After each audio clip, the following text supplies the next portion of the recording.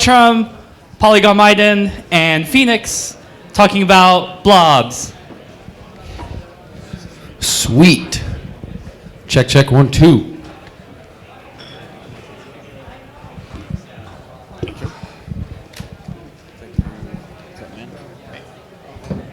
Sit on this side. Good to meet you. Robin. Hey, nice to meet you. Nice to meet you.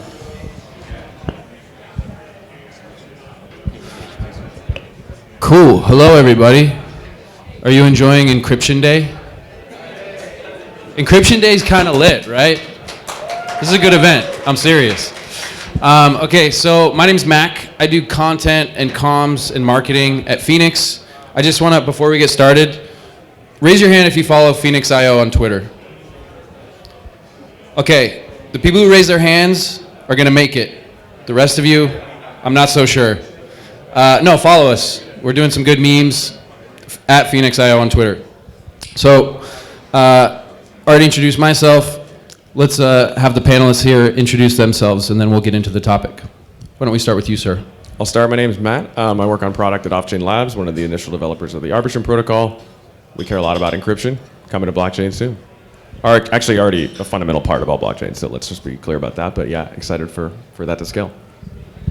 Yeah, hi everyone, happy to be here. I'm Bobin. I'm one of the co-founders of Polygon, but within Polygon specifically focusing on Polygon Maiden. And this is a kind of non-EVM protocol that is like trying to push both state and execution to the user side so that users can execute their own transaction and get privacy that way. Yeah, so hey everyone, my name is Lior. I'm one of the first devs at Fhenix. I'm a core dev at Fhenix, and happy to see you all. Awesome. So brief disclaimer, you guys have heard of bottlenecks in scaling.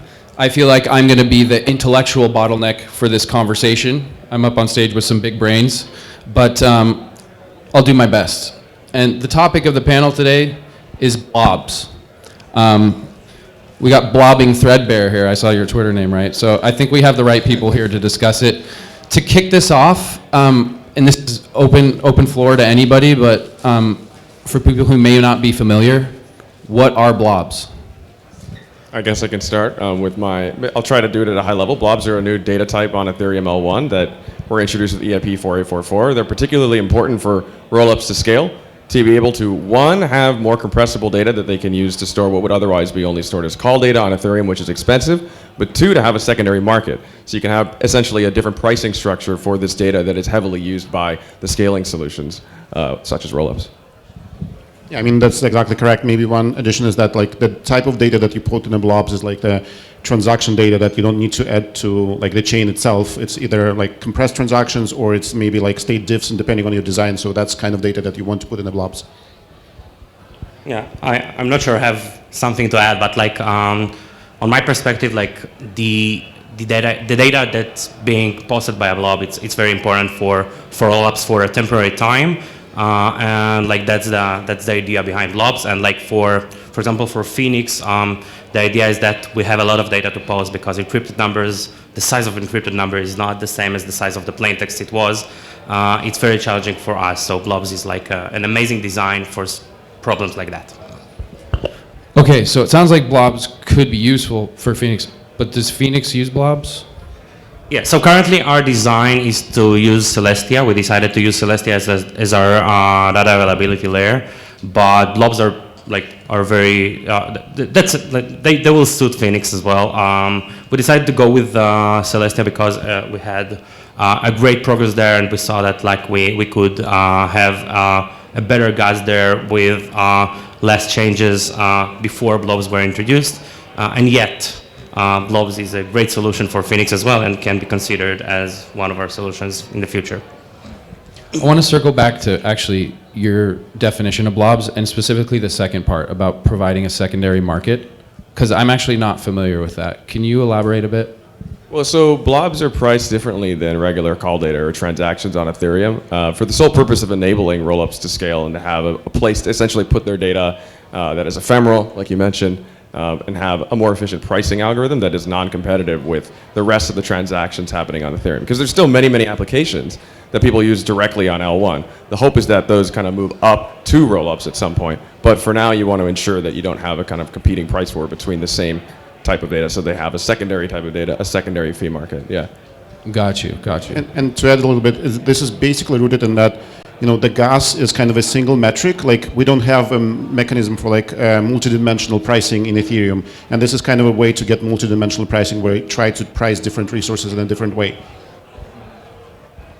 So, I'm curious, like, you're at Arbitrum. Were you guys planning on blobs? Like, did you already, like, you had, because I remember this was EIP 4844. Yeah. Like, did you already have that sort of built into the roadmap? Because they sound pretty essential, right? Blobs are really important. I think there's probably two things to talk about here. Obviously, data that is used by rollups is really important to make more efficient. If you believe in the rollup-centric roadmap, I think there were some major updates announced to that over at Devcon, kind of around how zero knowledge is going to be pretty pivotal for L1 to continue to scale. I think absolutely. The beauty of kind of Ethereum is that everything's public. All developments are kind of talked about for a very long time. And so at Off-Chain Labs, when we first heard about blob data being a potential thing for the Arbitrum chains to be able to use, we're obviously very interested. One of the great things about kind of the acquisition with the Prismatic Labs team is they were leading a lot of the development on EIP 4844. So that made it very easy for us to understand how can we interact with the L1 clients to be able to get access to that data to post to it efficiently.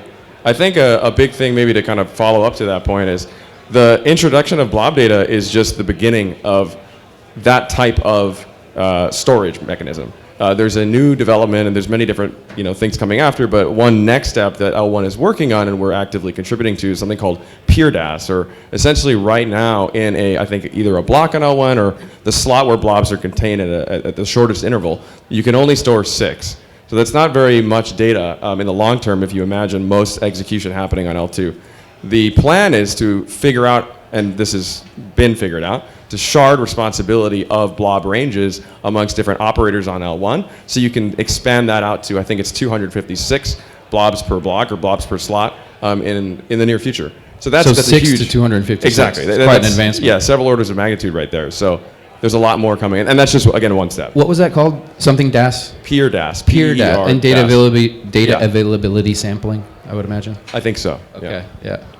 Yeah, so at Polygon, we're actually not using blobs just yet. We have a lot of already things built out, but haven't really pulled the trigger. But I do think like there is no way you can have like a roll-up type of thing without blobs, because you can't put enough data in the cold data, and blobs are essential for anything that goes beyond like, I don't know, like 50 TPS. Like as soon as you want to move beyond that, like there is just not enough data without blobs, and scaling from 6 to a couple hundred blobs is also essential, because otherwise layer 2s, like either you have to give up the core property of a rollup that is like it's as secure as Ethereum, and then you can become a Validium or whatever else where it's at a slightly lower security level, or you like have to sacrifice throughput. So blobs are absolutely essential. Yeah, so at Fhenix, like as we are built on top of Arbitrum, we have the same considerations as Arbitrum does, but on top of that, we have something that we like to spice up, and like we like to call them encrypted blobs, which are eventually like blobs that contain encrypted data inside of them. And the challenge there was the size of the data. So there are like some ways how to mainly update the L1 with inputs that are as large as encrypted numbers, and for like having like for you guys to understand, to encrypt like 8 bytes of data, it will be represented by like at around 10K of data that's encrypted data. And like there are a lot of considerations how to do it, whether you can have a compact way of representing this data, or as we all said, blobs, in which you can put the data in, and that's amazing for us as well, or using a different data availability, as I already mentioned. And all methods got their pros, got their cons, where like when you try to compress data, you can, first it's hard. Not every data piece can be compressed without losing data. If it was the case, it was like a magic. But not just that it's hard, like for us to decompress it during this life cycle of having the transaction or syncing a node. It might be a mess. It might take so much time to sync a node that it will become irrelevant to sync new node on chain. So there are a lot of like considerations of what to do or when to do. And as I said, we decided to go with data availability because of the availability of it. But blobs and the new designs for the new like blob mechanisms are very important, and we see the future of Phenix with blobs. I'd love to hear from you guys, and I know I don't want to put you on the spot. I know this is a new concept, right? I don't think it really even exists, encrypted blobs.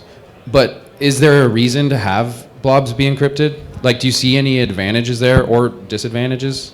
Yeah, I think, I mean, it's just, there's encrypted data exists kind of at scale on the internet on Earth generally today, right? Anything that you want to be private, but you still want to be accessible to whoever has the decryption key, is stored in such a manner. Blobs are really just a way of making that type of mechanism possible on Ethereum or EVM networks and accessible to, permissioned operators of that network. I think the cool thing with Phenix is it's not just possible and accessible, but theoretically, and I think this is the kind of goal, it is able to be computed over by anyone, which is a really interesting primitive, right? You might not be able to have access to all of the encrypted data, but you can still conduct basic operations, say trading assets that rely maybe on some other conditions that you don't want to expose to anyone else on the network, but you still want people to know that an asset has been traded between two parties. So not super dissimilar for why you would want any other information encrypted.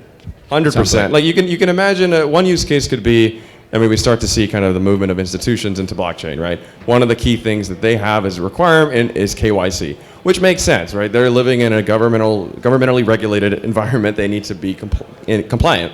And there is a trade that needs to happen and settled on a blockchain. So say you're on Arbitrum and you're trading an asset between two parties. When the trade is complete, we know that an asset moved from one account to another, and everybody's able to see exactly how that happened, right? That's not private.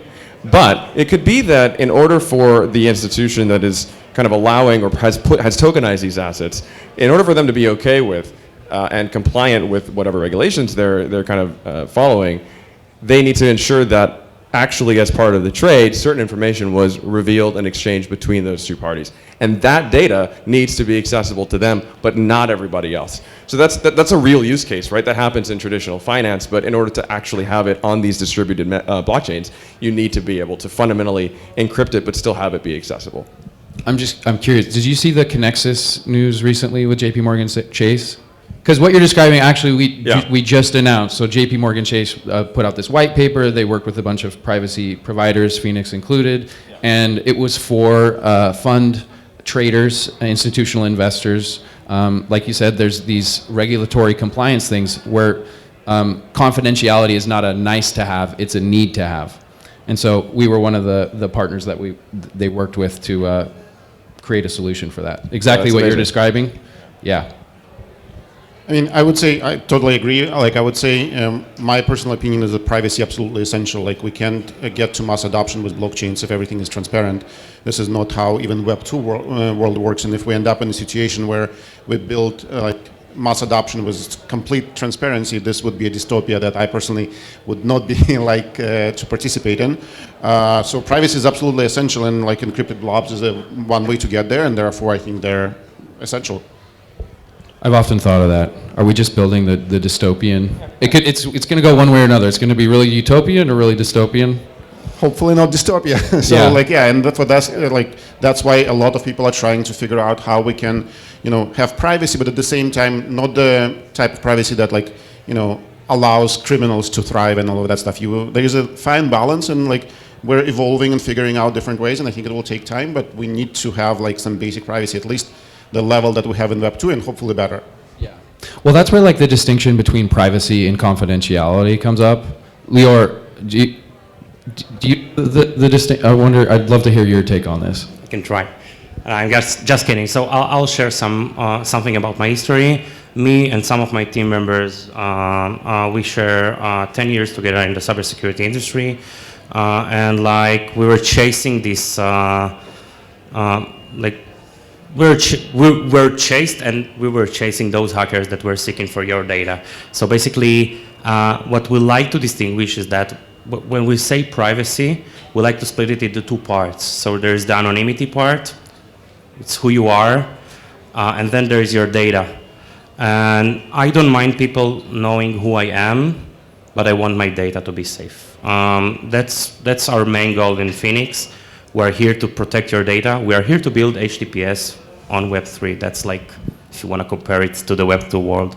And like, we truly believe that like, people cannot imagine the Web2 world without HTTPS, without protecting their data. People won't use their credit card on websites, right? That's as easy as that. And we are here to allow you to use your credit cards and some of your other data on top of Web3 applications. Yeah, and I also just wanted to mention, by the way, dream job. I wish I had your skill set, because I think that's so cool. Real life superpower. Shadowy supercoder. Yeah, so this distinction, as I understand it, and I'd love to hear your guys' opinion if you have, but my understanding is that, you said it, but privacy protects the identity, confidentiality, you know the identity, but the actions you're not sure about. So you may or may not know a transaction occurred, but you don't really know the details of that transaction. So you're protecting the confidentiality. Yeah, correct. Like maybe let's take an example, right? So basically like voting. So in the voting mechanism currently, what we're eager to do is that we don't want to hide who is voting. That's just fine. Like, I voted. We want to hide who you voted for. So that's like the distinction between who you are and what's the data you are using. So that's an example. I would say actually that both are important in some ways, and I would say confidentiality is definitely important, maybe important more, but there are use cases where you want to have anonymity as well. As an example, you know, if I'm donating to WikiLeaks, for example, I want to, for example, not show that I'm donating to WikiLeaks. Or if I'm betting on Polymarket or something like that, maybe I don't want everybody to see, well, I guess with that you would not see who you betting for, but like, maybe I don't want people to see that I'm betting in the first place. So like you want, sometimes you may want to hide the transaction graph as well, not just the data. So, and I think hiding the transaction graph in a compliant way is maybe a bit more difficult thing. I would just say, yeah, nomenclature is funny, right? Because there's always going to be different definitions, I think. The important primitive in my mind is sovereignty, control of data. An example of this is if you look at, for example, I'm from the States, so I'm heavily biased in the way that I think about these systems, but healthcare in America is incredibly inefficient. Some would argue that it's incredibly innovative, but from a regulatory standpoint, data privacy, the HIPAA Act that governs the inability really of healthcare organizations to share data between each other is actually reducing the efficacy of treatment. We know that if all hospitals shared their treatment decisions and data for all of the systems that they run with each other, more people would live. Like, we actually know this. And the insurance premiums would be cheaper. But we have regulation that makes that impossible to do because of the core technology not being able to do that, to allow these systems to interoperate with each other in a way that maintains privacy. And so just bringing it back to the technology that you guys are building, once that's available, that unlocks a huge amount of efficiency for the system. But I also think, crucially, if we can give individuals the choice to make their data private or not, that's key, because I think everyone has different opinions, right? If for me in voting, I don't care if you know who I voted for or not, but other people do. As long as we can both make that choice, that's great. In healthcare, dude, look at all my charts. Like, it doesn't affect me, but everyone else has the right to control that data. And so if we can make it efficient enough for you to have that choice and still do the computation, that's, to me, the perfect system. I love that description, like a real example of how people could really benefit from this in their lives. For my doctor, first they're going to need to pull that chart out from the manila folder that's buried in a stack and actually digitize it, but yeah, we'll get there eventually. I think we're at about time, but man, thank you guys so much. Really appreciate it. This was a great chat. Thank you. Thank you so much. Thank you.